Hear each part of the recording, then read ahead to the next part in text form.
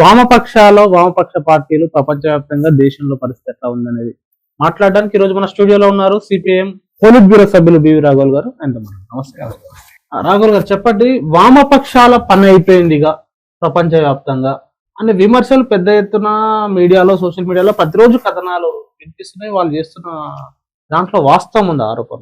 విమర్శలు చేసేవాళ్ళు కొత్త వాళ్ళు విమర్శలు చేస్తుంటారు. 1848 కమ్యూనిస్ట్ ప్రణాళిక రాసిన దగ్గర నుంచి ప్రతి తరం ఇదే మాట అంటున్నారు. అన్నవాళ్ళు ఆ తరం పోతుంది, మళ్ళీ వామపక్షాలు కొనసాగుతున్నాయి, మళ్ళీ కొత్త తరం వాళ్ళు వస్తుంటారు, కొత్త తరం మళ్ళీ ఇదే మాట అంటుంది. అందుకని వామపక్షాలు కనుమరుగు కావడం లేకపోతే కనుమరుగు కాకపోవడం అని చెప్పేసి ఇది వామపక్షాల మీద ఆధారపడలేదు, సమాజం మీద ఆధారపడి ఉంది. సమాజంలో ఉండే అన్యాయాలు, అక్రమాల మీద ఆధారపడి ఉంది. సమాజంలో దోపిడీ మీద ఆధారపడి ఉంది. సమాజంలో అక్రమాలు, అన్యాయాలు ఎంత తీవ్రమైన స్థాయిలో జరుగుతుంటే ప్రజలు ఆ రకమైన అన్యాయాలు, అక్రమాల మీద నిరంతరం వీధుల్లోకి వచ్చి సంఘర్షణ చేస్తుంటే ఆ సంఘర్షణలో నుంచి వామపక్షాలు పుట్టుకొస్తాయి. అందుకని ఏదో వ్యక్తులకు సంబంధించిన సమస్యలు కాదు ఆ సంఘర్షణ. అందుకని ఆ సంఘర్షణలో నుంచే చరిత్ర పుట్టుకొస్తుంది. ఆ సంఘర్షణలో నుంచే పోరాడే వాళ్ళు పుట్టుకొస్తారు. ఆ పోరాడే వాళ్ళలో ప్రజాస్వామికవాదులు ఉన్నారు, లౌకికవాదులు ఉన్నారు, శాస్త్రజ్ఞులు ఉన్నారు, కమ్యూనిస్టులు కూడా ఉన్నారు. అందుకని అనేవాళ్ళు అంటూనే ఉంటారు, కానీ అది జరగదు. ఒకటి. రెండవది, ఈ రోజు వాస్తవ పరిస్థితి కూడా అది కాదు. 1991లో సోషలిజం దెబ్బతింది.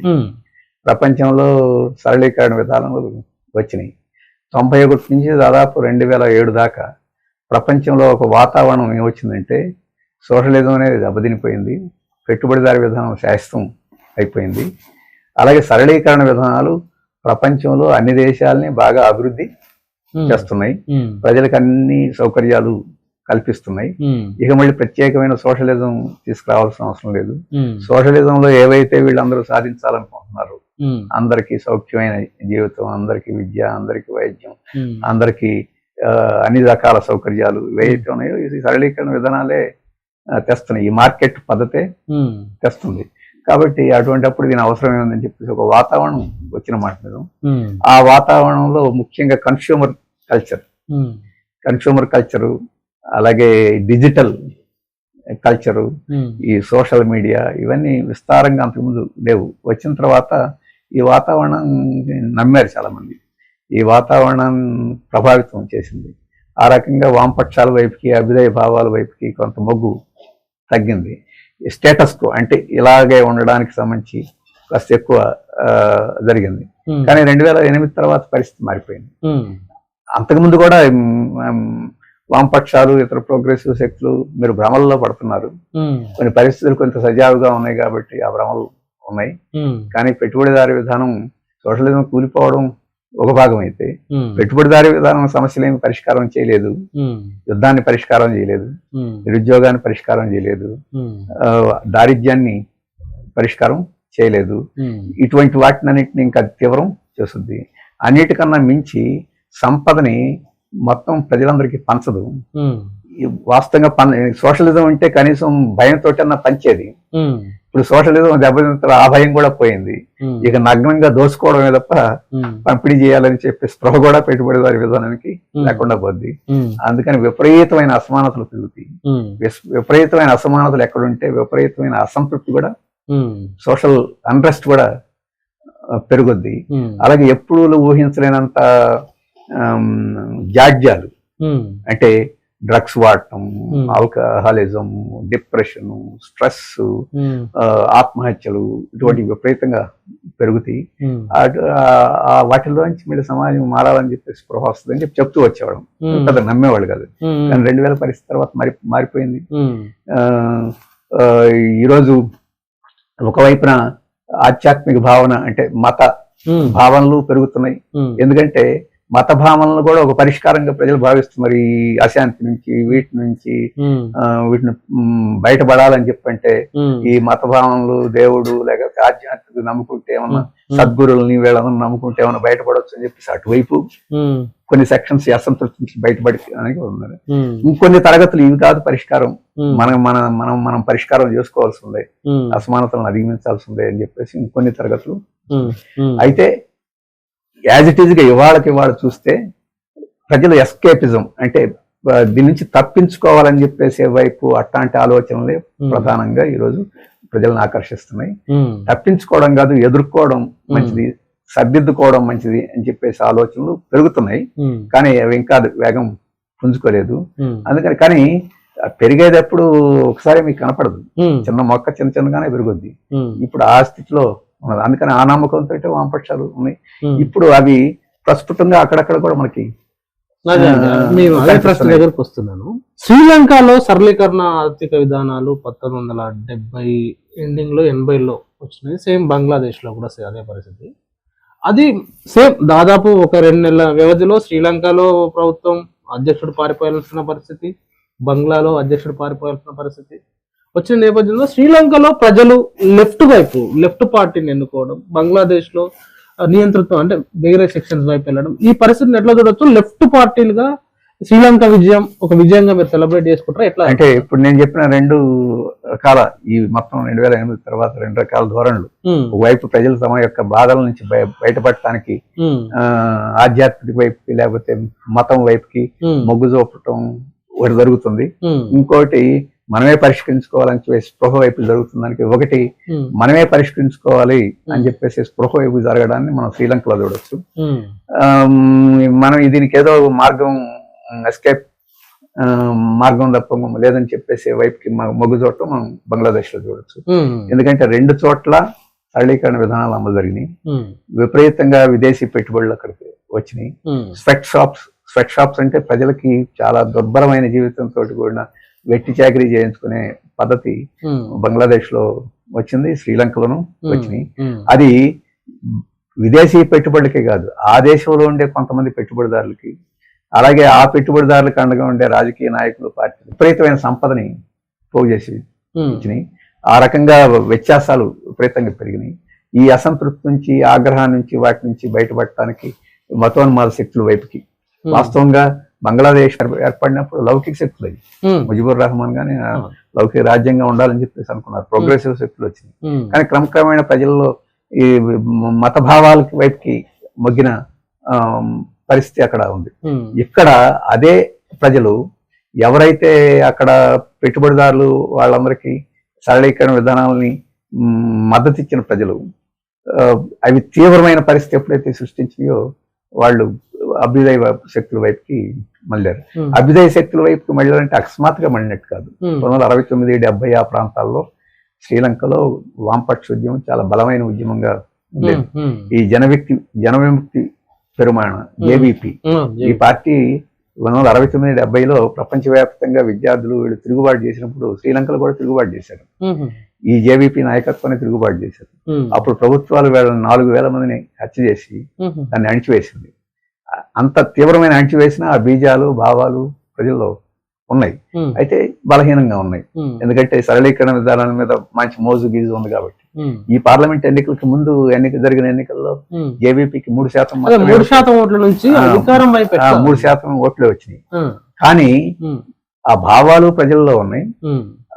ఎంత తీవ్రమైన నిర్బంధ విధానం ప్రయోగించినా దాని నిర్మాణం అక్కడక్కడ శక్తులు ఉన్నాయి. ఎప్పుడైతే ప్రజల మీద తీవ్రమైన భారాలు మోపారు, అలాగే ఆఖరికి వస్తువులు కొనుక్కోవడానికి కూడా డబ్బులు లేని పరిస్థితి ఎప్పుడైతే వచ్చిందో పెద్ద తిరుగుబాటు ప్రజల్లో వచ్చింది. ఆ తిరుగుబాటులో ఈ పోరాట అనుభవం ఉండి ప్రజలకు నాయకత్వం వహించి గతంలో ఉన్న అనుభవం ఉన్న ఈ వామపక్ష శక్తులు, జేవీపీ శక్తులు ఎట్లా నమ్మారండి అక్కడ ప్రజలు? వాస్తవంగా వామపక్షాలకు సంబంధించి భారతదేశంలో కానీ ప్రపంచవ్యాప్తంగా ప్రజల కోసమే కొట్లాడతారు కానీ పాపం అని ఏదో ఇట్లా చెప్తూ ఉంటారు. కానీ అక్కడ ప్రజలు ఒక క్లిష్టమైన ఆర్థిక పరిస్థితుల నుంచి, సంక్షోభం నుంచి, చిన్న చిన్న నిత్యావసర వస్తువుల కొనుగోలు నుండి ప్రతి సంక్షోభం వచ్చిన నేపథ్యంలో వామపక్షాలను నమ్మడానికి కారణం మొదటిది ఏంటంటే ఇప్పటి వరకు వాళ్ళు ఓర్కేం లేదు.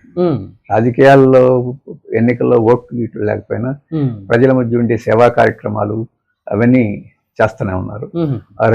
రెండవది ఏంటంటే అభ్యుదయ భావాలని వాటన్నిటిని ప్రచారం చేస్తూనే ఉన్నారు. మూడవది ఏంటంటే సరళీకరణ విధానాలు ప్రజల్లో భ్రమలున్నా అవి ఎప్పుడొకప్పుడు మనం ముంచుతాయి అని చెప్పేసి దాని గురించి ఎడ్యుకేట్ ప్రజల్లోనే చేస్తున్నారు. అన్నిటికన్నా మించి ఈ ఒక కమ్యూనిస్టులు లేకపోతే మార్క్సిస్టులు లెనినిస్టులు అనేది కాదు, ప్రజలకు మీద అభిమానం ఉండే అభ్యుదయ శక్తులు అన్ని శక్తులతోటి వీళ్ళు స్నేహం చేశారు. జేవీపీ ఆధ్వర్యంలో అక్కడ ఉద్యమం జరగల. వీళ్ళందరూ పాపులర్ ఫ్రంట్ ఒకటి ఏర్పాటు చేసి ఈ పాపులర్ ఫ్రంట్ లో అన్ని రకాల శక్తులు ఉన్నారు. వాళ్ళందరినీ సయోధ్యగా కలుపుకోగలిగే కార్యక్రమం జేవీపీ కార్యక్రమం ఏమి వాళ్ళు ముందు పెట్టాల. మా కార్యక్రమాన్ని అమలు జరపడానికి మాకు మద్దతు అని చెప్పాలి. మేమందరం ఇన్ని శక్తులు కలిసి ఒక 10 డిమాండ్స్ లో మొదటిది ప్రజలకి మేలు చేయాలి, ప్రజలకి సౌకర్యాలు కల్పించాలి, ప్రజాస్వామ్యాన్ని పునరుద్ధరించాలి, అలాగే శ్రీలంకలో వివిధ జాతుల మధ్య తగాదాలు ఏవైతే ఉన్నాయో ఆ తగాదాలను శాంతియుతంగా పరిష్కారం, ఇటువంటి ఒక 10 డిమాండ్స్ పెట్టి ఎప్పుడైతే చేశారో ప్రధానమైన రాజకీయ పార్టీలు, కొమ్ములు తిరిగిన రాజకీయ నాయకులు అటువంటి వాళ్ళందరినీ పక్కన పెట్టేసి ఈ ఫ్రంట్కి ఓట్లు వేయడానికి ఆ రకమైన విశాలమైన ఐక్యతని సాధించడం అని చెప్పేసి కూడా ఒక ముఖ్యమైన వీళ్ళ యొక్క దేశభక్తి, ప్రజల మధ్య ఉండి పనిచేసే కృషి, గతంలో చేసిన త్యాగాలు, అలాగే ఈ కాలంలో కూడా రాజకీయంగా ఓట్లు ఇచ్చే శక్తి కాకపోయినా ప్రజల మధ్య ఉండి సేవ చేయడంలో ముఖ్యమైన పాత్ర ఒక భాగం అయితే ఇన్ని రకాల శక్తులను కూడా ఒంటరి పార్టీ చేసుకోకుండా సెక్టేరియన్ గా కాకుండా వీళ్ళని కలుపుకొని వచ్చే పత్రలో నమ్మకం కలిగించే పత్రలు. వీళ్ళు ఒకసారి మాట అన్నారంటే వాళ్ళ సొంత విషయాల కోసం కావడం ఈ మాటకే విలువిస్తారని చెప్పేసి నమ్మకం వాళ్ళు కలిగించారు. అందుకనే ప్రజలు ఓటేశారు. అధ్యక్ష తరహా ఎన్నికల్లో ఓటేయడం కాదు, ఆ తర్వాత జరిగిన పార్లమెంట్ ఎన్నికల్లో కూడా గెలిపించి ప్రజలకి తీసుకెళ్లారు. అది ఇటువంటి పద్ధతిలో ఎక్కడ కమ్యూనిస్టులు కానీ ఇతర ప్రోగ్రెసివ్ ఎక్కడ పోరాటం చేసినా ప్రజలు, కెన్యా చూడండి, కెన్యాలో మొత్తం ప్రభుత్వాన్ని కూల్చేసి ప్రజలు. కాబట్టి ఈ సరళీకరణ విధానాల మీద ఏదైతే ఆశలు అవి పెట్టుకున్నారో ఈ ప్రపంచంలో చాలా దేశాల్లో అమ్మవుతా ఉన్నాయి. అవి వివిధ రూపాల్లో వ్యక్తం అవుతున్నాయి. ఇంతకుముందే చెప్పినట్టు కొన్ని సందర్భాల్లో తక్షణం వాళ్ళ మధ్యలో ఉండేది మతభావాలు ప్రభావితమైన శక్తులు ఉంటే వాటికి కూడా తోడ్పడి, అది ఎక్కువ కాలం మతభావాలతో ప్రభావితమైన శక్తులు తాత్కాలికంగా అధికారానికి వచ్చిన దీని నుంచి ప్రజలకి ఏమి ఊరట కలిగించలేరు. ఆ తర్వాత అర్థం చేసుకుంటారు, క్రమేణా ఆ మార్పు వస్తుంది. ప్రస్తుతానికి ఆ మార్పు ఉద్యమాలు పోరాటాలు అయితే వస్తున్నాయి కానీ ఆ ఉద్యమాల పోరాటాలు అన్ని చోట్ల అభ్యుదయ శక్తి వైపుకే మరలే పరిస్థితి అన్ని చోట్ల లేదు. క్రమేణా అది పెరుగుతోంది. అట్లనే ఇప్పుడు ఇదేమో 80లో వస్తే భారతదేశంలోకి 91లో వచ్చినాయి సరళీకరణ ఆర్థిక విధానాలు. 91లో ప్రకటించారు. వాస్తవంగా వాటి అన్నిటిని అమలు 95, 96 అందుట్లో ఆంధ్రప్రదేశ్ లో ప్రారంభమైంది చంద్రబాబు నాయుడు హయాంలో.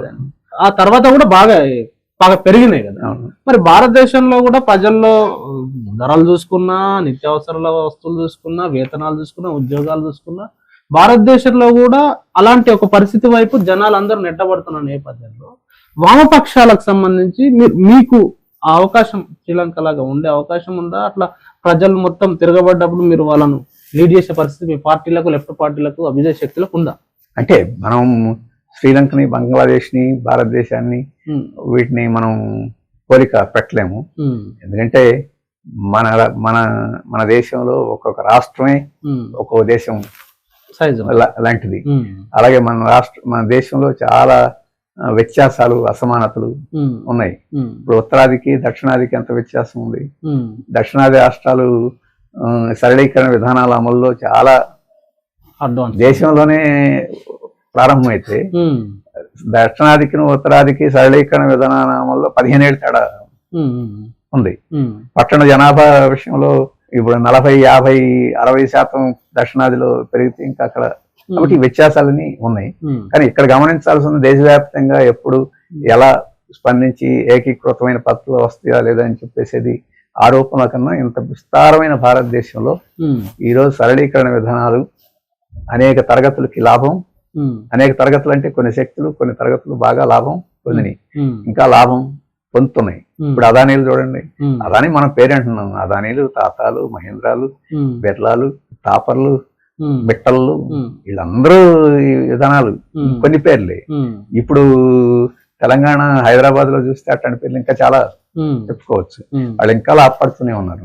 ఆ శక్తులు 99% ఈరోజు బీజేపీ వెనక, మోడీ వెనక నిలబడటానికి కారణం ఇదే. ఎన్ని ఆటంకాలు వచ్చినా, ప్రత్యర్థులని వచ్చినా గానీ ఈరోజు వాళ్ళని మహారాష్ట్రలో పార్లమెంట్ ఎన్నికల్లో చిత్తుగా ఓడిపోయిన వాళ్ళు అసెంబ్లీ ఎన్నికలకు వచ్చి మళ్ళీ రావడం వెనక ఈ శక్తులు ఏమీ లేవని చెప్పేసి మనం అనుకునేదానికి లేదు. ఈరోజు అదానీ కుంభకోణం విషయంలో రాజకీయ పార్టీలు మల్లగొల్లాలు పట్టం మనం చూస్తే, ఇప్పుడు సద్గురులు ఇటువంటి వాళ్ళు కూడా రంగంలోకి వచ్చి మాట్లాడటం మనకు చూస్తే ఉంటాయి. అటువంటివన్నీ ఇంకా ఉన్నాయి. అలాగే ఇక్కడ కూడా కొంత మధ్య తరగతిలో ఇప్పుడు కొంత ప్రారంభమైన మధ్య తరగతిలో ఇంకా ఆశ ఉంది, లాభపడతామని చెప్పేసి ఆశ ఉన్నది. ఈ కొంత శక్తి, భారతదేశం పెద్ద దేశం, పెద్ద మార్కెట్, అలాగే చైనా పెద్ద దేశం, పెద్ద మార్కెట్. ఇప్పుడు చైనాలో కమ్యూనిస్ట్ పార్టీ అధికారంలో ఉండి స్వతంత్రంగా వ్యవహరిస్తుంది కాబట్టి ఈ భారతదేశమే కాస్త లాభకరమైన మార్కెట్ గా ఇప్పుడు భావించే పరిస్థితి వచ్చింది ఇక్కడ. అందుకనే అయితే లాభకరమైన మార్కెట్ ఉన్న నైపుణ్యం కలిగిన మనుషులు లేరని చెప్పేసి పెట్టుబడికి ఇప్పుడు బాధగా ఉంది. అందుకని నైపుణ్యం కలిగిన మనుషులను తయారు చేసుకోండి, మేము వస్తామని చెప్పేసి ఇప్పుడు ఒత్తిడి చేస్తున్నారు. కాబట్టి ఇవన్నీ ఇంకా కొన్ని భ్రమలకి ఉన్నాయి. అయినా శ్రీలంక లేకపోతే ఇంకో చోట లాగా కాకపోయినా ఇక్కడ కూడా 1996 2000 ప్రాంతంలో విద్యుత్ ఉద్యమం వచ్చింది. అదొక ఇన్సిడెంట్ లాగా వచ్చింది. మొన్న ఢిల్లీలో పెద్ద రైతాంగ ఉద్యమం వచ్చింది, అదొక సందర్భం. ఇటువంటివి దేశంలో అక్కడక్కడ ప్రజ్వరిల్లుతున్నాయి. అవి ఏమంటాం, అవి విడివిడిగా వస్తున్నాయి. అవన్నీ ఒక సమాహారంగా మరి ఒక పెద్ద ఉద్యమంగా వచ్చే అవకాశాలు రాబోయే కాలంలో వస్తాయి. ఎందుకంటే ఇది ఎగ్జాస్ట్ అయ్యే కొంది, భ్రమలు తొలిగే కొంది ఆ రకంగా అవి ముందుకొచ్చే పరిస్థితి ఉన్నది. అది ఇప్పుడు మీరు పరిస్థితులు చూసినా అర్థం అవుద్ది. ఇవి 8%, 9% అభివృద్ధి అది అని చెప్పేసి మరదాకా ఊదరగొట్టారు. ఇప్పుడు అది 5.4% మన క్వార్టర్లో వచ్చింది. మొత్తం సగటును చూస్తే 6.5% పడిపోద్దామని చెప్పేసి అనుమానాలు వస్తున్నాయి. కాబట్టి ఈ పరిస్థితులు అంత సజావుగా ఉండే అవకాశం లేదు. అందుకని మనం శ్రీలంకలో వచ్చినట్టు ఇక్కడ వస్తుందా అని చెప్పేసి అంటే అట్లా రాకపోవచ్చు అని. ఎందుకంటే ఇప్పుడు పరిస్థితి ఇంకా ఆ రకమైన స్థాయికి, అటువంటి స్థాయికి చేరలేదు. రెండవది ఏంటంటే ఇప్పుడు ఇండియా బ్లాక్ లో ఒకసారి పోయినట్టు ఇంకా అది ఇంకా స్థిరపడే విశాలమైన శ్రీలంకలో ఏ రకంగా ఈ శక్తులన్నీ కలిసి ఒక పాపులర్ ఫ్రంట్ స్థాయికి వచ్చినాయి. ఇంకా అట్లాంటి స్థాయికి ఫ్రంట్ పెట్టే ఆలోచన ఉందా? అట్లాంటి స్థాయికి పరిస్థితులు ఇంకా రాలేదు. సిపిఎం మొదటి నుంచి చెప్తుంది. ఈరోజు సోషలిజం వాటి గురించి సిపిఎం ఏమి చెప్పడం లేదు. ఈ వామపక్ష ప్రజాతంత్ర శక్తులన్నీ ఒక చోటకి చేరాలి, ఆ వామపక్ష ప్రజాతంత్ర శక్తులు ఒక అంగీకృత కార్యక్రమం మీద కలిసిపోవాలని చెప్పేసి దానికి ఒక్కొక్క రకరకాల దశలు. ఇప్పుడు ఇండియా బ్లాక్ ఒక రకమైన దశ అయితే అలా దశల వారీగా చేరుకొని ముందుకు పోవాల్సి ఉండేది. కొంత సమయం అది పట్టు. అంటే మీ సాహిత్యంలో లేకపోతే మీ మార్క్సిజంలో చెప్పినట్టే సంపద 1% మంది దగ్గర దాదాపు 51% కంటే ఎక్కువ ఉన్నది అనేది ఒకటి.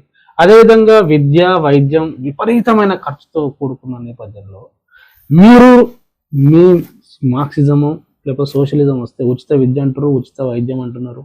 సో ఇలాంటి పాపులర్ గా జనాల్లో పంపించడంలో ఇంకొంచెం లోపం ఉంది అని ఫీల్ అవుతుంది. అంటే మొదటి విషయం ఏంటంటే విద్య, వైద్యం ఇవన్నీ ప్రజలకు అందుబాటులో ఉండాలని చెప్పేసి కమ్యూనిస్టులు చెప్పేదేం కాదు.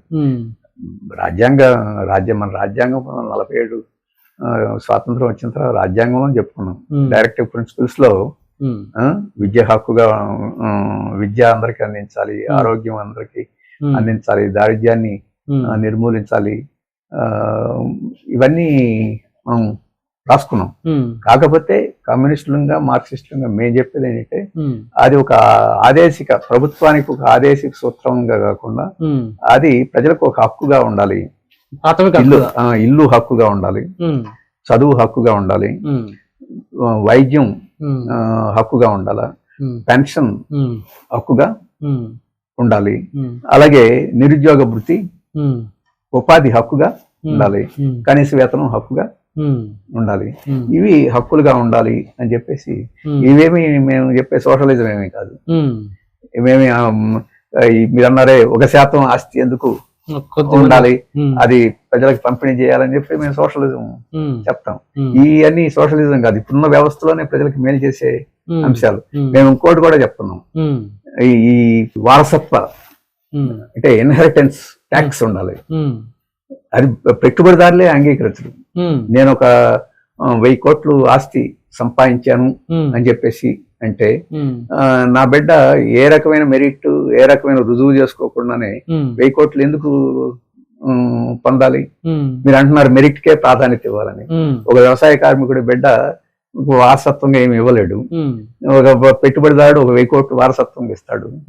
అది ఏ మెరిట్ బేసిస్ మీద, ఏ శ్రమ బేసిస్ మీద వాళ్ళిద్దరికి వ్యత్యాసం వచ్చింది? వాళ్ళిద్దరు పోటీపడి వాళ్ళిద్దరు సంపాదించుకుంటే అది వేరే విషయం. అందుకని పెట్టుబడిదారు వ్యవస్థలో కూడా వ్యక్తులు పోటీపడి మెరిట్ ప్రకారం ముందుకు పోవాలని పెట్టుబడిదారు వ్యవస్థ చెప్తుంది. కాబట్టి ఇన్హెరిటెన్స్ ఉండకూడదు అని చెప్పేసి అనేక దేశాల్లో ఇన్హెరిటెన్స్ ట్యాక్స్ అని ఉంటుంది. మీ ఆస్తి ఉంటే 50% ప్రభుత్వానికి ఇచ్చేయాలి, ఇన్హెరిటెన్స్ ఉండకూడదు. అలాగే అటువంటిది కూడా పెట్టాలని చెప్పేసి అడుగుతున్నాం. అది భారతదేశంలో చాలా మంది అంగీకరించారు. వాటన్నిటిని పక్కన పెట్టినా ఇవన్నీ ఎక్కువ మంది అంగీకరించాయి. ఇది మన రాజ్యాంగంలో ఉంది. అందుకని కమ్యూనిస్టులు చెప్తుంది కదా, ఎప్పుడైతే 1991 తర్వాత విధానాలు వచ్చినాయో, ప్రభుత్వం ఎప్పుడైతే అన్ని రంగాల నుంచి ఉపసంహరించాలని చెప్పేసి వచ్చిందో, ఎందుకు ఉపసంహరించాలంటే అవన్నీ ప్రైవేట్ రంగంలో ఇంతకు ముందు అయితే స్టీల్ తయారు చేసుకోవాలి, సిమెంట్ తయారు చేసుకోవాలి, అమ్ముకోవాలి, డబ్బులు చేసుకోవాలని చెప్పేసి కార్లు తయారు చేసుకోవాలి. ఇప్పుడు విద్య అమ్ముకోవచ్చు, ఆరోగ్యం అమ్ముకోవచ్చు, ఇళ్ల పరిశ్రమ అంత పెద్ద పరిశ్రమ అయిపోయింది. రియల్ ఎస్టేట్, ఇళ్ళు అమ్ముకోవచ్చు. ఇటువంటివన్నీ ఇప్పుడు ఇన్సూరెన్స్ అమ్ముకోవచ్చు. ఇన్సూరెన్స్, బీమా ఇన్సూరెన్స్, ఏ రకమైన పెన్షన్. ఇప్పుడు పెన్షన్ అనేది పెద్ద పరిశ్రమ అయిపోయింది. ప్రభుత్వం ఎందుకు పెన్షన్ ఇవ్వాలా? ఈ స్కీమ్స్, పెన్షన్ స్కీమ్స్ అవి కట్టుకోవచ్చు అని చెప్పేసి అది ఉంది. అందుకని పూర్తిగా ఉన్నది పునరుద్ధరించమని చెప్పేసి అడుగుతున్నాం ఇప్పుడు. అంతగా కాకపోతే అదనంగా కమ్యూనిస్టులుగా మేము అడుగుతున్నది ఒక ప్రభుత్వం యొక్క ఆదేశిక సూత్రం కాకుండా హక్కుగా ఇవ్వాలి అని చెప్పేసి అడుగుతున్నాం.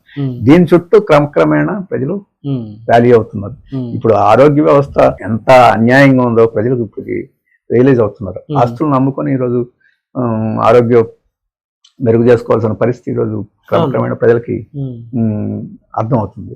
అందుకనే ఇటువంటి అంశాల చుట్టూ దీని మీద కూడా ఎవరు ఎంత మేరకు అంగీకరిస్తే ఆ మేరకే పరిమితమై ఈ శక్తులను కూడగట్టాలని ప్రయత్నం చేస్తున్నాం. అది కొంత సమయం తీసుకుంటుంది అని ఎందుకు అంటున్నాం అంటే, మేము చెప్పే విషయాలన్నిటి మీద అందరూ ఇంకా కన్విన్స్ అయ్యారని చెప్పేసి అనుకోవడం. ఉదాహరణకి ప్రాంతీయ పార్టీలు తీసుకున్నాం. ఈరోజు డిఎంకే ఉండొచ్చు, లేకపోతే బీఆర్ఎస్ ఉండొచ్చు, లేకపోతే ఇటువంటి వాళ్ళందరూ ఉన్నారు. ఒకసారి అటు ఉండొచ్చు, ఒకసారి ఇటు ఉండొచ్చు. వీళ్ళందరూ ఇంకా ఈ ప్రైవేటీకరణే మంచిదని చెప్పి అనుకునే స్థితిలోనే ఉన్నారు. విద్య ప్రైవేట్ సంస్థల్లో ఉండలేదు. ఎందుకంటే దాదాపు ఈ ప్రైవేట్ సంస్థల అధినేతలో లేకపోతే వాళ్ళ అనుయాయులో ఈ రోజు వీళ్ళందరూ ఎమ్మెల్యేలు, ఎంపీలుగా ఉన్నారు. విద్యారంగానికి, వైద్య రంగానికి సంబంధించి రియల్ ఎస్టేట్ వాళ్ళు వీళ్ళందరూ. కాబట్టి ఆ ప్రభావంతో ఈ పార్టీలు ఇంకా ఉన్నాయి. కానీ వీళ్ళ వెనక ప్రజలు కూడా ఉన్నారు, ఈ ఇబ్బందులు పడే ప్రజలు కూడా ఉన్నారు.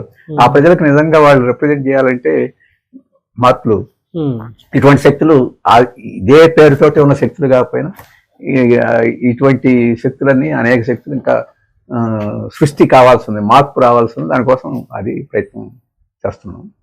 అట్లనే ప్రపంచంలో ఇప్పుడు అమెరికా వర్సెస్ చైనా ఇది నడుస్తుంది. చైనా ఒక సోషలిస్ట్ కంట్రీగా ఉంది. చైనాను ఒక ఎగ్జాంపుల్గా, అంటే దాని అభివృద్ధిలో కానీ, మానవ అభివృద్ధిలో కానీ, మిగతా అంశాల్లో ఎట్లా సోషలిస్టులు కానీ, కమ్యూనిస్టులు కానీ ఎట్లా చూడొచ్చు? అమెరికాకు చైనా వ్యవస్థల మధ్య తేడా ఏముంటుంది?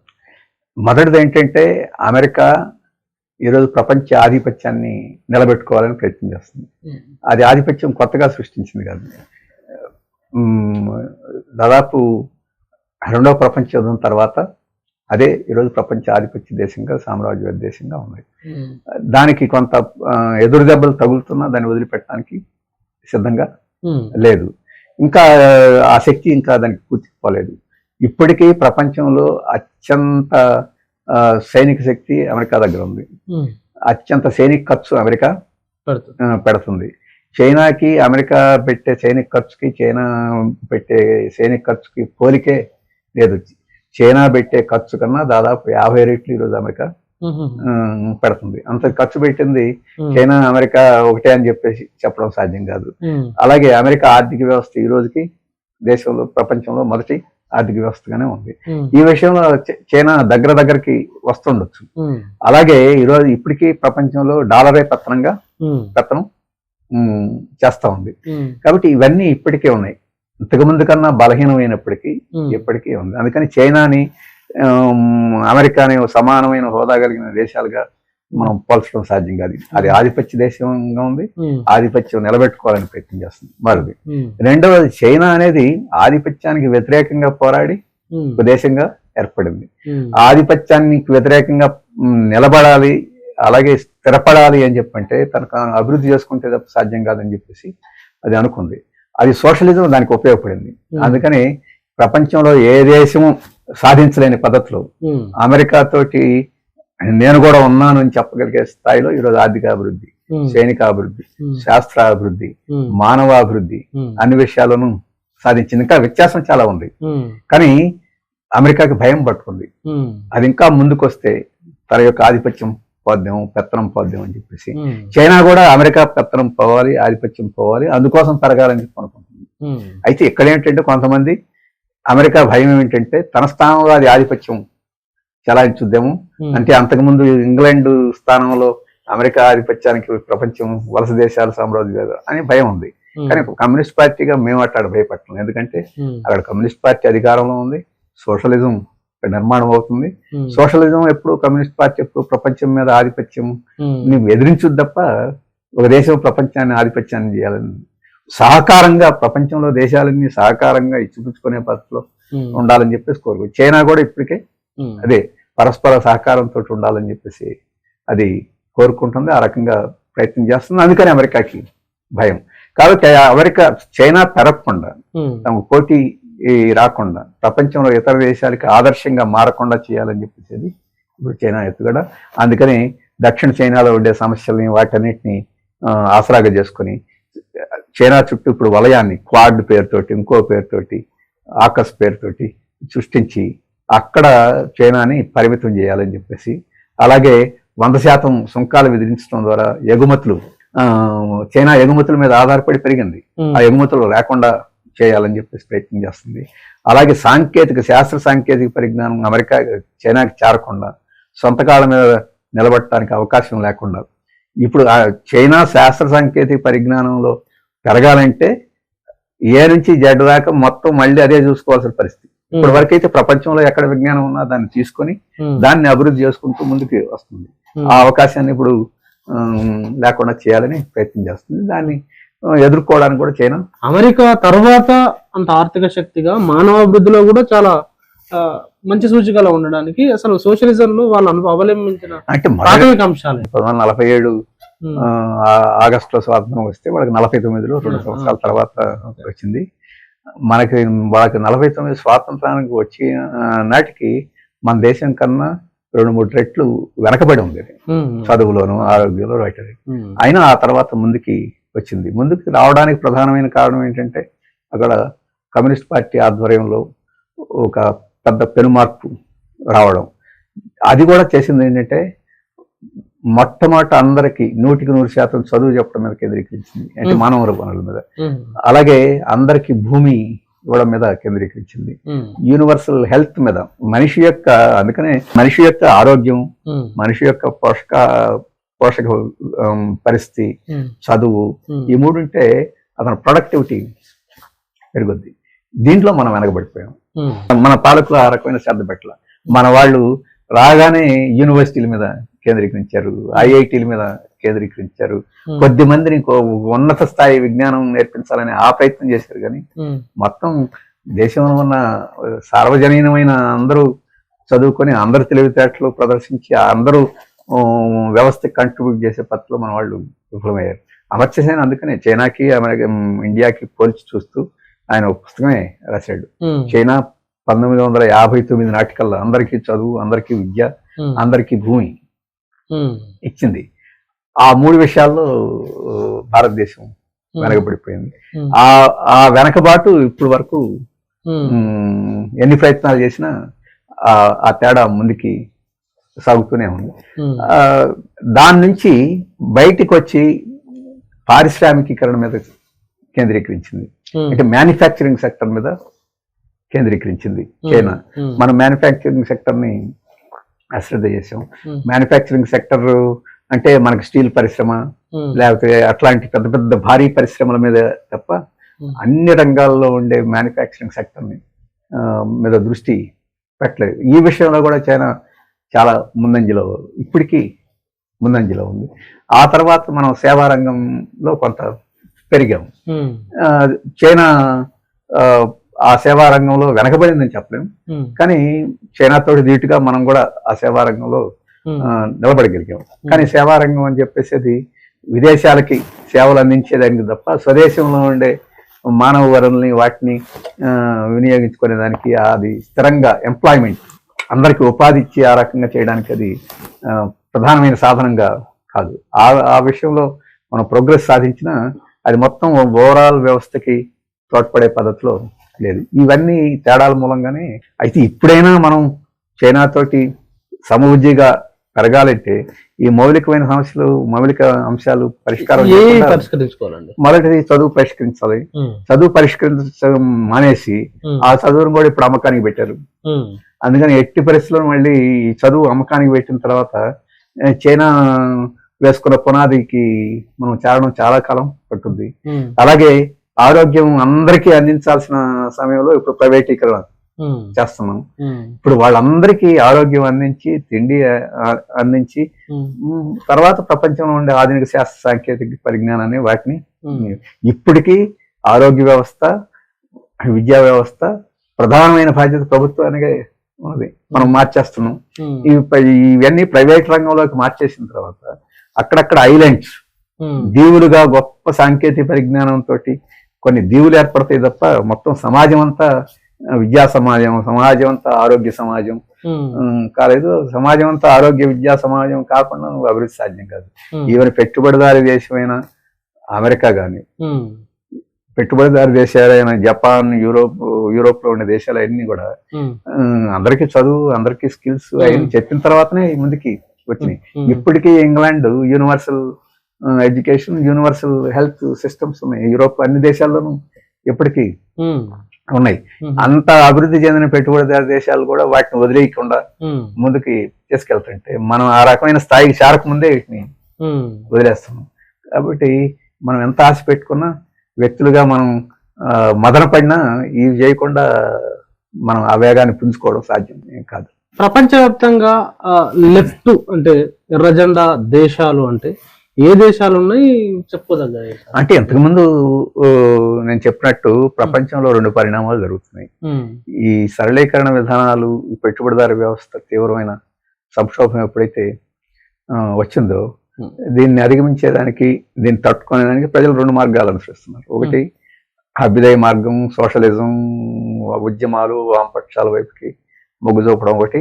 ఇంకో వైపున ఆధ్యాత్మికత, దేవుని మీద భారం వేసే పద్ధతి, ఆ దేవునికి ఆధ్యాత్మిక ప్రతినిధులుగా ఉండే నిరంకుశత్వం వ్యక్తులు, లేకపోతే గొప్ప వ్యక్తులు, వాళ్ళేదో మెషియాలు అంటాం, విముక్తి ప్రదాతలు అనుకునే వాళ్ళకి వైపుకి మళ్ళీ ఆ వ్యక్తులు ఏదో చేసేస్తారు అని చెప్పేసి అటువైపుకి వెళ్ళే పద్ధతి ఈరోజు అక్కడ పుటిన్ చూడండి, ఇక్కడ ట్రంప్ను చూడండి, లేకపోతే అబ్రాన్ చూడండి, ఇట్లాంటి వాళ్ళు అక్కడ బాల్సనారో అని చెప్పేసి ఇట్లాంటి వాళ్ళ వైపుకి మొగ్గు చూపటం 2 జరుగుతున్నాయి. అయితే ఆ రకమైన మార్పు వాళ్ళకి పెద్ద ఏం ఓట కలిగించదు. అందుకని రాబోయే కాలంలో అభ్యుదయ ఉద్యమాల వైపుకి వాటికి మొగ్గు చూపటమే క్రమేణా పెరుగుతుంది. ఇప్పటికే అది ప్రారంభమైంది. ఇంతకుముందే మనం చర్చించినట్టు శ్రీలంక విషయం చూడండి, అలాగే జపాన్, ఫ్రాన్స్ లో వామపక్షాలు ప్రధానమైన శక్తిగా మన ఎన్నికలు వచ్చినాయి. కెన్యాలో అభ్యుదయ శక్తులు మనం ఉద్యమాన్ని నిర్వహించే వాళ్ళు పూర్తి స్థాయి అధికారంలో రాకపోయినా వాళ్ళు ఇప్పుడు అక్కడ ప్రభుత్వం ప్రభావితం చేసే స్థితిలో వచ్చారు. అలాగే లూలా బ్రెజిల్లో మళ్ళీ ఎన్నికయ్యాడు. అలాగే వెనిజులాలో మడూరో మళ్ళీ ఎన్నికయ్యాడు. పెరూలో వామపక్ష అభ్యర్థులు మళ్ళీ అధికారానికి వచ్చారు. ఇటువంటి మార్పులు అనేక చోట్ల జరుగుతున్నాయి. చాలా ఒడిదుడుకుల తర్వాత మళ్ళీ నేపాల్లో మళ్ళీ కమ్యూనిస్ట్ పార్టీ ముందుకు వచ్చింది. కాబట్టి అటువంటి పరిణామాలు అక్కడక్కడ జరుగుతున్నాయి. అలాగే ఇంకోవైపు సోషలిస్ట్ దేశాలు ఎన్ని ఇబ్బందులు వచ్చినా ముందుకు పోతున్నాయి. ఈరోజు వియత్నాం మంచి విజయం సాధిస్తుంది. అలాగే చైనాలో అక్కడ ఇబ్బందులు వచ్చినాయి, అయినా అధిగమిస్తుంది. ఎటొచ్చి తీవ్రమైన ఇబ్బందులకి గురవుతుంది క్యూబా మాత్రమే. క్యూబా ప్రపంచ పరిస్థితులే కాదు, అమెరికా ఒత్తిడి. ఈరోజు సోషలిస్ట్ దేశంగా, ఒక అభ్యుదయ దేశంగా చూసుకుంటే క్యూబాయే చాలా తీవ్రమైన ఇబ్బందుల్లో ఉంది. ఇప్పుడు ట్రంప్ గెలిచాడు కాబట్టి ట్రంప్లో ఒక ప్రధానమైన ముఖ్యమైన మంత్రిగా కేరళ నుంచి వచ్చిన కాన్సీకుడిని పెట్టాను ట్రంప్ ప్రభుత్వంలో.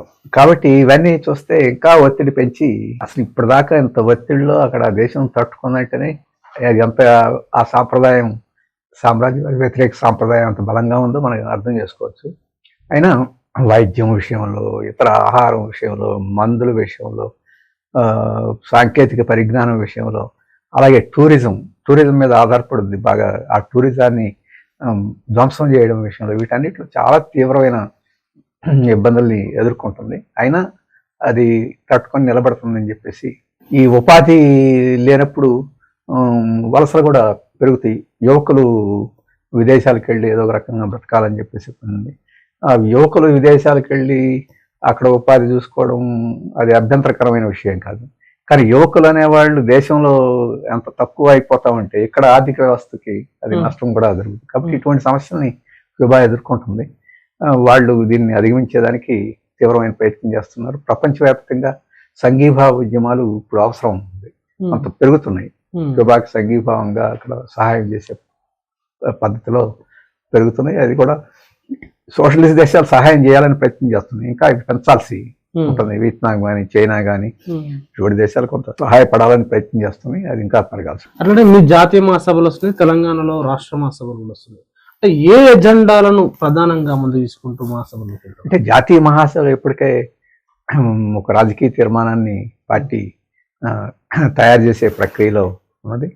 ఈరోజు దేశంలో ప్రజలందరి ముందు, పార్టీల ముందు, రాజకీయ శక్తుల ముందు ఉన్న ప్రధానమైన సమస్య ఏంటంటే, మన దేశంలో లౌకికవాదాన్ని, ప్రజాస్వామ్యాన్ని కాపాడుకోవాలా, లేకపోతే వదులుకొని ఒక నిరంకుశ మత ఉన్మాద రాజ్యాన్ని మనం అంగీకరించాలని చెప్పేసి ప్రధానమైన అంశం. దాని చుట్టూ ప్రజలను సమీకరించాలని చెప్పేసి ప్రభుత్వం, మార్క్సిస్ట్ పార్టీ, వామపక్షాలు ప్రయత్నం చేస్తున్నాయి. దానికి ఇతర శక్తులను కూడా కలుపుకోవాలని ప్రయత్నం చేస్తున్నాయి.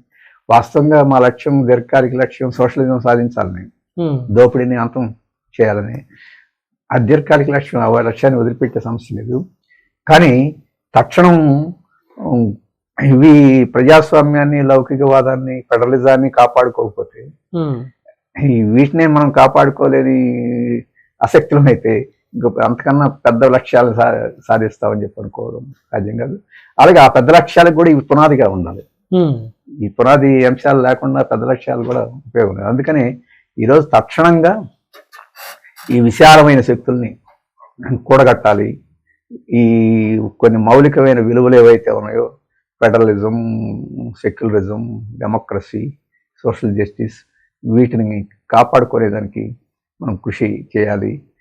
దానికోసం అన్ని శక్తుల్ని పోగు చేయాలని చెప్పేసి ప్రయత్నం గతం నుంచి చేస్తున్నాం. దాన్ని కాస్త ద్విగుణీకృతం చేయాలని చెప్పి అనుకుంటున్నాం. మొన్న పార్లమెంట్ ఎన్నికల నాటికి కొంత సాధించామనే దానికన్నా కొంత పురోగమనం ఉంది.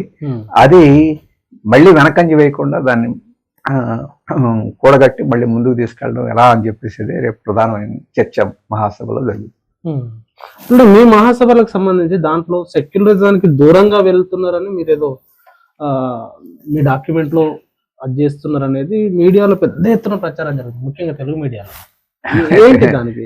తెలుగు ఒక అపోహ కమ్యూనిస్టుల పట్ల సృష్టించేది ఏంటంటే, ఇప్పుడేం కాదు, మార్క్స్ కాలం నుంచి అపోహ సృష్టించేది ఏంటంటే, ఈ కమ్యూనిస్టులు మతానికి వ్యతిరేకం కాబట్టి మతానికి సంబంధించిన ఏ విషయాలైనా వాళ్ళు దూరంగా ఉంటారు, వాటిని ధ్వంసం చేస్తారు, మతం మీద గౌరవం ఉండదు. ఇట్లాంటివన్నీ ప్రచారాలు ఒక ముఖ్యమైన ప్రచారం ఉండేది. అయితే మార్క్స్ ఎంగిల్స్ మేనిఫెస్టో రాసినప్పుడు ఇంకా దుర్మార్గమైన ప్రచారాలు ఉండేవి. వీళ్ళు మహిళలను జాతీయం చేసేస్తారు, వీళ్ళు చర్చిల్ని కూలగొట్టేస్తారు, వీళ్ళని ధ్వంసం చేసేస్తారు, ఇట్లాంటి ప్రచారాలు ఆ రోజే చేశారు. ఆ ప్రచారాలు కొత్త కొత్త రూపాలు ఇప్పటికీ కొనసాగుతూ ఉంటాయి.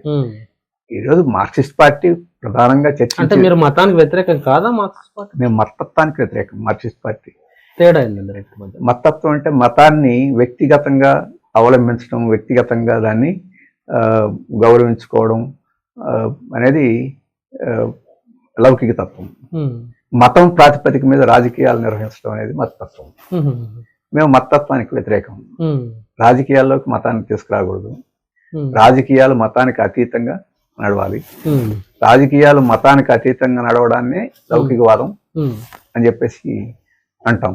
ఎందుకంటే ఒక దేశంలో అనేక రకాల మతాలు వాళ్ళు ఉంటారు, అనేక భావాలు ఉంటాయి. ఎవరి మతాన్ని వాళ్ళు అనుసరించే హక్కు ఉన్నది. ఆ రకంగా హక్కు ఉండాలి. వాటిలో రాజ్యం జోక్యం ఉండకూడదు. అది వ్యక్తులకి వదిలేయాలి. మంచి చెడ్డలు వ్యక్తులు చూసుకుంటారు. ఆ మత భావాల్లో వాటిలో ఎక్కడన్నా సంస్కరించుకోవాలంటే ఆ మతాలు ఆ వ్యక్తులు సంస్కరించుకుంటారు. కానీ వాటి జోలికి ప్రభుత్వం పోకూడదని చెప్పేసి అది ఉంది. ఇప్పుడు మేము సిపిఎంగా చర్చించింది ఏమిటంటే, మతాన్ని మతోన్మాదం వైపుకి బీజేపీ మళ్లిస్తుంది. అది వ్యక్తుల స్థాయి నుంచి చేసుకొచ్చి రాజకీయాల్లోకి చొప్పిస్తుంది. దీన్ని మనం ప్రతిఘటించాలి. అలాగే మతాన్ని రాజకీయాల్లోకి చొప్పించకుండా వ్యక్తులు అలాగే వారి యొక్క పరిధికి పరిమితం చేసుకోవాలని అనేక శక్తులు ఉన్నాయి. ఆ లౌకిక శక్తులకి మనం మద్దతు ఇవ్వాలి. అలాగే ఏ మతాన్ని ఎవరు ఏ రకంగా అవమానం చేసినా దాన్ని మనం వ్యతిరేకించాలి. అలాగే పండగల్ని లేకపోతే ప్రొసెషన్స్ ని ఇటువంటి వాటినన్నింటినీ పరమతస్థులకు వ్యతిరేకంగా ఇతర అభిప్రాయాలకు వ్యతిరేకంగా మళ్లించి దాన్ని ఒక రకమైన సంఘర్షణ వాతావరణానికి ఉంటే ప్రేక్షక పాత్ర వహించకూడదు. వాటిలో మనం ప్రవేశించి అది ఆయా ఎవరైతే అన్యాయానికి గురవుతున్నారో అటువంటి వాళ్ళందరికీ అండగా నిలవాలి. ఆ మతభావంతో నువ్వు ఏకీభవిస్తున్నావా, నువ్వు వ్యతిరేకిస్తున్నావా అని దానితో నిమిత్తం లేదు. నువ్వు ఆస్తికుడిగా నాస్తికుడు దానితో నిమిత్తం లేదు. కమ్యూనిస్ట్ పార్టీలో చాలా మంది ఆస్తికులు ఉంటారు, అంతకన్నా ఎక్కువ మంది నాస్తికులు కూడా ఉంటారు. కానీ ఇక్కడ ఆస్తికత్వం అనేది కాదు. ప్రతివాడికి తమ ఏ మతాన్ని ఏ అభిప్రాయాన్ని అనుసరించే హక్కు ఉందా లేదా, ఆ హక్కు భంగం కలిగిస్తే మనం ఊరకుండాలా లేదా అని చెప్పి మనం ఊరకుండేదానికి ప్రేక్షక పాత్ర. ఒక మత భావాలు కలిగిన వ్యక్తికి ఆ మత భావాలకు సంబంధించి ఎవరైనా అన్యాయం చేస్తుంటే, నాకు ఆ మత భావాలతోటి విభేదం ఉంది కాబట్టి, నాకు మత భావాలే లేవు కాబట్టి నేను ప్రేక్షక పాత్ర వహిస్తున్నా అని చెప్పేసి పద్ధతి ఉండకూడదు అని చెప్పేసి సిపిఎం అభిప్రాయం. అటువంటి అవసరం ఇప్పటి వరకు అటువంటి అవసరం పెరిగింది. అందుకని మతాన్ని రక్షించడం కాదు, మత హక్కుని రక్షించాలి. మత హక్కు ప్రతి వారికి ఉండాలి. నేను మతాన్ని అనుసరించిన హక్కు కూడా నాకు ఉండాలి.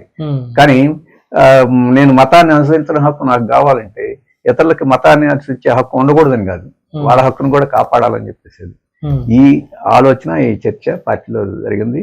రాబోయే కాలంలో ఈ మతోన్మాద శక్తులు, అది హిందుత్వ మతోన్మాదం కావచ్చు, అలాగే మైనార్టీ మతోన్మాదులు కూడా ఉన్నారు, అటువంటి వాళ్ళు కావచ్చు, ఎవరైనా ఇతర మత హక్కుల్ని కాలరాస్తే ఏ సందర్భంలో ఇటువంటి వాటినైనా మనం లౌకికవాదులంగా మన బాధ్యత ఏంటంటే ఆ హక్కుని కాపాడటం అని చెప్పేసి ఉంది. అందుకని ఆ రకంగా కృషి చేయాలి. దీనికి మసీదులను దుర్వినియోగం చేయడం, దేవాలయాలను దుర్వినియోగం చేయడం, పండగల్ని దుర్వినియోగం చేయడం చేస్తూ ఉంటే వాడికి దూరంగా ఉండి ఆ దుర్వినియోగానికి అవకాశం ఇవ్వకూడదు అని చెప్పేసి దీన్ని చిత్రీకరించి వీళ్ళు అసలు ఎప్పుడు మతానికి వ్యతిరేకం, వీళ్ళు దేవుడికి వ్యతిరేకం, ఇప్పుడు దేవుడి గురించి మతం గురించి మాట్లాడుతున్నారని ఇప్పుడు కొత్తగా కనిపెట్టినట్టు ఇప్పుడు మీడియాలో వస్తుంది. వాడు కొత్తగా కనిపెట్టింది కూడా కదా, వాళ్ళకి కూడా తెలుసు. కానీ కమ్యూనిస్టులు ప్రతిష్ట పెరగకుండా ఉండాలంటే ఇట్లాంటివన్నీ ఇప్పుడు నిరంతరం ప్రచారం చేస్తూ ఉండాలి. ఎందుకంటే కేరళలో కమ్యూనిస్ట్ పార్టీకి 40% ఓట్లు ఉన్నారు. 40% నాస్తికులు అక్కడ. ఇప్పుడు చైనాలో 140 కోట్ల మంది ప్రజలు ఉన్నారు. అక్కడ సోషలిజం ఉంది, కమ్యూనిస్ట్ పార్టీ ఉంది. వాళ్ళందరూ నాస్తికులు. వాళ్ళు కన్ఫ్యూషియస్ ని పూజించే వాళ్ళు ఉన్నారు, టావోని పూజించే వాళ్ళు ఉన్నారు, బుద్ధులను పూజించే వాళ్ళు ఉన్నారు. తర్వాత క్రైస్తవ మతం కూడా అక్కడ వ్యాపించింది, దాన్ని అనుసరించే వాళ్ళు ఉన్నారు. వాళ్ళందరూ ఎవరి అక్కడ అనుసరించేది అంటే రాజ్యం ఉండకూడదు, రాజ్యం ఒక మతాన్ని వెనకేసుకునే పద్ధతి ఉండకూడదు అని చెప్పేసి ఆ రకంగా ఒక మతాన్ని వెనకేసుకునే పద్ధతి ఉంటే అది సమాజ పురోగమనానికి. ఈరోజు బంగ్లాదేశ్లో అట్లాంటి శక్తులు ముందుకి వస్తున్నాయి, అలాగే పాకిస్తాన్ లేకపోతే ఇస్లామిక్ దేశాల్లో అటువంటి పరిస్థితి వచ్చింది. అలాగే చాలా యూరోపియన్ కంట్రీస్లో కూడా ఈ క్రైస్తవ మత ప్రాతిపదిక మీద నడవాలని చెప్పేసి మతోన్మాద శక్తులు కూడా చాలా దేశాల్లో ఉన్నాయి. అయితే ఇప్పటి వరకు వాళ్ళు అధికారాన్ని చేపట్టే స్థితికి రాకపోయినా అటువంటి వాళ్ళు అక్కడ కూడా ఉన్నారు. అటువంటి శక్తులు ఎక్కడైనా రాజకీయ అధికారాన్ని చేపడితే ఆ దేశం ఆ మేరకు వెనకబడిపోద్ది అనేది అనుభవం చెప్తుంది. కాబట్టి ఇది కమ్యూనిస్టుల సమస్య కాదు, ఇది దేశం వెనకబడిపోకుండా ఉండాలి అనుకునే ఏ శక్తి అయినా, వారి మతాన్ని నమ్మేవారైనా నమ్మకపోయేవారైనా ఎవరైనా కానీ రాజ్యాన్ని దూరంగా ఉంచే కృషికి పూనుకోవాలని చెప్పేసి సిపిఎం అభిప్రాయం. ఆ విషయాన్ని మేము పార్టీలో చర్చించాము. మీరు మీ సిపిఎం పార్టీగా ప్రజాస్వామిక శక్తుల్ని కానీ లౌకిక శక్తుల్ని కానీ మిగతా లెఫ్ట్ పార్టీని కలుపుకోవాలంటే ఫస్ట్ మీ ప్రజా పునాది పెరగాలి, మీ బలం పెరగాలి. సో ఆ బలం పెంచుకోవడానికి మీరు ఈ మహాసభల సందర్భంగా ఏమన్నా మాకు కొంతకాలం నుంచి ముఖ్యంగా ఇంతకుముందు చెప్పని 90 దశకం తర్వాత పార్టీ ప్రజా పునాది బలహీనపడుతూ ప్రజా ఉద్యమాలు కృషి అవి బలహీనపడకపోయినా ఇప్పుడు మనం పార్లమెంటరీ ప్రజాస్వామిక ఎన్నికల సిస్టమ్ లో ఉన్నాం కాబట్టి మనకు ఓటింగ్ పర్సెంటేజ్ వాటిని చూసినప్పుడు అది తరిగిపోతూ వచ్చింది. అలాగే అందరికి కనిపించేది పార్లమెంట్లో అన్ని సీట్లు ఉన్నాయి, శాసనసభలో ఎన్ని సీట్లు ఉన్నాయి అనే దాన్ని బట్టి అవి కూడా తగ్గిపోతూ వస్తున్నాయి. దీనికి కారణాలు ఏమిటి అని చెప్పేసి కూడా చర్చించాం, దానికి పరిష్కారాలు ఏమిటి అని చెప్పేసి కూడా చర్చించాం. ఇప్పుడు ఆ పరిష్కారాల గురించి కారణాల గురించి రేపు మహాసభ ఈ శాఖ స్థాయి నుంచి పన్ని స్థాయిలో చర్చించబోతున్నాం. రేపు అఖిల భారత సందర్భంలో కార్యాచరణ ప్రణాళికని రూపొందించబోతున్నాం. అది ఒక ముఖ్యమైన అంశంగా ఉంటుంది. అయితే సమస్య ఖచ్చితంగా మేము ఒక లోపాన్ని గమనించింది ఏంటంటే ఈ 90 దశకంలో భారతదేశంలో ప్రజల జీవన పరిస్థితుల్లో వాటన్నిటిలో చాలా పెనుమార్పులు వచ్చినాయి. పెనుమార్పులు అంటే ఉదాహరణకి ఇప్పుడు డిజిటల్ యుగం వచ్చింది, సోషల్ మీడియా వచ్చింది, అలాగే కన్స్యూమరిజం పెరిగింది, అలాగే గ్రామసీమల్లో కానీ పట్టణాల్లో కానీ ప్రజల జీవనం పద్ధతుల్లో చాలా మార్పు వచ్చింది. ఉదాహరణకి శాశ్వతమైన ఉపాధి తగ్గిపోయి అశాశ్వత ఉద్యోగం ఉపాధి అంటే ఇన్ఫార్మల్ ఎంప్లాయ్మెంట్ విపరీతంగా పెరిగింది. ఈ ఇన్ఫార్మల్ ఎంప్లాయ్మెంట్ ఎటువంటిదంటే ప్రజల్ని సమీకరించడానికి సంఘటితం చేయడానికి చాలా ఇబ్బందులుగా ఉండే రూపంలో వచ్చినాయి. ఆ రకంగా పెట్టుబడిదారు వర్గం ఒక చోట కార్మికులందరినీ సంఘటితం చేయడం స్లోగా కాకుండా ఇబ్బందిగా ఉండే పద్ధతిలో ఈరోజు ఆర్థిక వ్యవస్థను మార్చేసింది. ఇప్పుడు గిగ్ వర్కర్స్ అంటున్నాం, ఎక్కడ ఉన్నారు ఏంటి కనిపించలేదు. ఒక యజమాని కింద ఒక అట్లాంటి లేవు. కాబట్టి వీటన్నింటినీ అర్థం చేసుకొని వీటన్నిటికి అధిగమించి సమీకరించగలిగే కొత్త పద్ధతులు కొత్త ఆలోచనలు ఇప్పటి వరకు సంతృప్తికరంగా చేయలేకపోయాం. అవి మనం చాలా సాధ్యమైన త్వరలో అటువంటి మార్పులు చేసుకోవాలని చెప్పి అనుకున్నాం. అలాగే గ్రామసీమల్లో కూడా చాలా మార్పులు వచ్చినాయి. ఇంతకుముందు ఒక గ్రామంలో వ్యవసాయ కార్మికులు ఉంటే అక్కడే పనిచేసేవాళ్ళు, అక్కడే యజమానులు ఉండేవి. కానీ ఇప్పుడు బెంగాల్ నుంచి ఆంధ్రాకి వ్యవసాయ కార్మికులు వస్తున్నారు, ఉత్తరప్రదేశ్ నుంచి పంజాబ్. మైగ్రేషన్ అనేది ఇంటర్నేషనల్ మైగ్రేషన్ మనం కనపడుతుంటాం. ఇంటర్నల్ మైగ్రేషన్ కోవిడ్ సందర్భంలో మనకు అర్థమవుతుంది. ఈ దేశంలో ఒక ప్రాంతం నుంచి ఒక చోట నుంచి ఒక రాష్ట్రం నుంచి ఏ రకంగా వెళుతున్నారు అని చెప్పేసి ఒక స్వస్థలంలో ఒక మనిషిని ఒక సంఘంలో నిర్మించడం గారు, ఒక పరాయి స్థలంలో ఆ మనిషిని సంఘంలోకి తీసుకురావాలి. కాబట్టి ఈ మార్పులన్నీ ఉద్యమాలకి సంఘటితం చేయడానికి సమీకరించడానికి చాలా ఉన్నాయి. అయితే కమ్యూనిస్టుల పని వాటన్నిటిని చూసి బెంబేలెత్తడం కాదు, వాటన్నిటికీ ప్రత్యామ్నాయ మార్గాలు వెతకడం, వాటినన్నిటిని చేయడం అని చెప్పేసి ఈ మార్పులన్నీ కూడా ప్రజల యొక్క ఐక్యతా శక్తిని బలహీనం చేసింది. ఇది ఒక ప్రాంతంలో ఒక బెంగాల్ నుంచి వచ్చిన కార్మికుడు ఎంత ధైర్యంగా సంఘంలో చేరగలడు, చేరలేని పరిస్థితి ఉంటుంది. ఇప్పుడు ఆంధ్ర నుంచి లేకపోతే తెలంగాణ నుంచి లేకపోతే మహబూబ్ నగర్ నుంచి బెంగళూరు లేకపోతే కాశ్మీర్ వెళ్తే వాళ్ళ సంఘంలోకి ఏ రకంగా రాగలరు, ఎంత ఇన్హిబిషన్స్ తోటి ఉంటారు, అయినా వీటినన్నింటినీ ఎలా సమీకరించుకోవాలి అని చెప్పేసి ఒక అంశం. ఇటువంటివి చాలా చాలా విషయాలు చర్చల్లో ఉన్నాయి. ఖచ్చితంగా అంతర్జాతీయ అనుభవాలు కూడా ఉన్నాయి. వాటన్నింటినీ క్రోడీకరించుకొని ముందుకు పోవాలని చెప్పేసి మార్గాలు కనిపెట్టే కృషి జరుగుతుంది. అది